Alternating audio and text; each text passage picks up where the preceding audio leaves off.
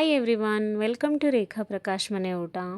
ಇವತ್ತಿನ ಈ ವಿಡಿಯೋದಲ್ಲಿ ನಾನು ಬೀಟ್ರೋಟ್ ಪಲ್ಯ ಮಾಡೋದು ಹೇಗೆ ಅಂತ ತೋರಿಸ್ಕೊಡ್ತೀನಿ. ಅಫ್ಕೋರ್ಸ್ ಬೀಟ್ರೋಟ್ ಪಲ್ಯ very good side dish for chapati ಅಂತ ಎಲ್ರಿಗೂ ಗೊತ್ತು. ಆ್ಯಂಡ್ ಇದು ತುಂಬ ಟೇಸ್ಟಿಯಾಗಿರುತ್ತೆ ಚಪಾತಿ ಜೊತೆ. ಇನ್ಫ್ಯಾಕ್ಟ್ ತುಂಬ ಜನಕ್ಕೆ ಚಪಾತಿ ಜೊತೆ ಬೀಟ್ರೋಟ್ ಪಲ್ಯನೇ ಇಷ್ಟ ಆಗೋದು. ಬನ್ನಿ ಹಾಗಿದ್ರೆ ಹೇಗೆ ಮಾಡೋದು ನೋಡ್ಕೊಳ್ಳೋಣ. ಮೊದಲಿಗೆ ನಾನಿಲ್ಲೊಂದು ಫ್ರೈಯಿಂಗ್ ಪ್ಯಾನ್ ತೊಗೊಂಡಿದ್ದೀನಿ.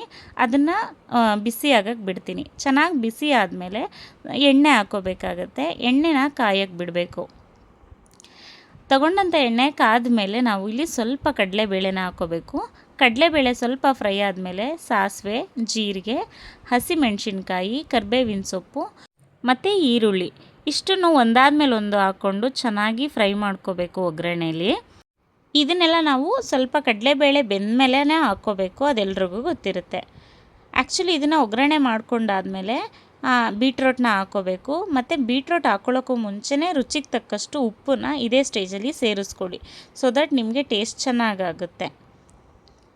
ಇವಾಗ ನಾನು ನೋಡಿ ಸಾಲ್ಟ್ನ ಆ್ಯಡ್ ಮಾಡ್ಕೊಂಬಿಟ್ಟು ಚೆನ್ನಾಗಿ ಫ್ರೈ ಮಾಡ್ಕೊತಾ ಇದ್ದೀನಿ.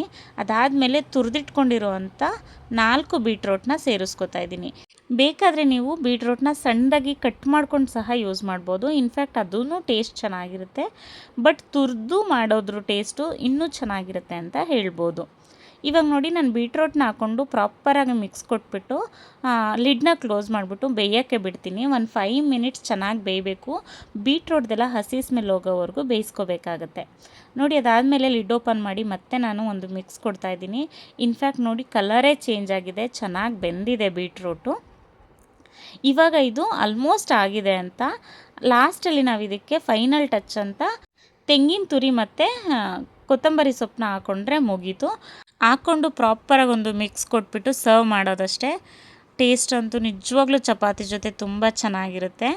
ಆ್ಯಂಡ್ ಎಷ್ಟೊಂದು ಜನ ತೆಂಗಿನ ತುರಿನ ಯೂಸ್ ಮಾಡಲ್ಲ ಲಾಸ್ಟಲ್ಲಿ, ಬಟ್ ಯೂಸ್ ಮಾಡಿ ಚೆನ್ನಾಗಾಗುತ್ತೆ. ಬಟ್ ಆಪ್ಷನಲ್ಲೂ ನೀವು ಸ್ಕಿಪ್ ಸಹ ಮಾಡ್ಬೋದು ತೆಂಗಿನ ತುರಿನ. ನೋಡಿ ಇವಾಗ ರೆಡಿಯಾಗಿದೆ ಬೀಟ್ರೋಟ್ ಪಲ್ಯ ಚಪಾತಿ ಜೊತೆಗೆ. ಯಾರಿಗೆಲ್ಲ ಬೀಟ್ರೋಟ್ ಪಲ್ಯ ಚಪಾತಿ ಜೊತೆ ಕಾಂಬಿನೇಷನ್ ತುಂಬ ಇಷ್ಟ ಆಗುತ್ತೆ ಕಾಮೆಂಟ್ ಮಾಡಿ ತಿಳಿಸಿ. ಇದಾಗಿತ್ತು ಇವತ್ತಿನ ಸ್ಪೆಷಲ್ ರೆಸಿಪಿ. ಯಾರೆಲ್ಲ ನನ್ನ ಚಾನಲ್ನ ಇನ್ನೂ ಸಬ್ಸ್ಕ್ರೈಬ್ ಮಾಡ್ಕೊಳ್ಳೋದಲ್ಲ ನೋಡ್ತಾ ಇದ್ದೀರಾ, ಪ್ಲೀಸ್ ಒಂದು ಸಬ್ಸ್ಕ್ರೈಬ್ ಮಾಡ್ಕೊಂಡು ನೋಡಿ. ಆಲ್ರೆಡಿ ಸಬ್ಸ್ಕ್ರೈಬ್ ಆಗಿರೋರಿಗೆ ಥ್ಯಾಂಕ್ ಯು ಸೋ ಮಚ್. ಹಾಗೆ ಈ ವಿಡಿಯೋ ನಿಮ್ಗೆ ಇಷ್ಟ ಆದರೆ ದಯವಿಟ್ಟು ಲೈಕ್ ಮಾಡಿ, ಶೇರ್ ಮಾಡಿ, ಹಾಗೆ ಕಾಮೆಂಟ್ ಮಾಡಿ. ರೆಸಿಪಿನ ನೀವು ಒಂದ್ಸಲ ಟ್ರೈ ಮಾಡಿ, ಖಂಡಿತ ನಿಮಗೂ ಇಷ್ಟ ಆಗುತ್ತೆ. Thank you so much.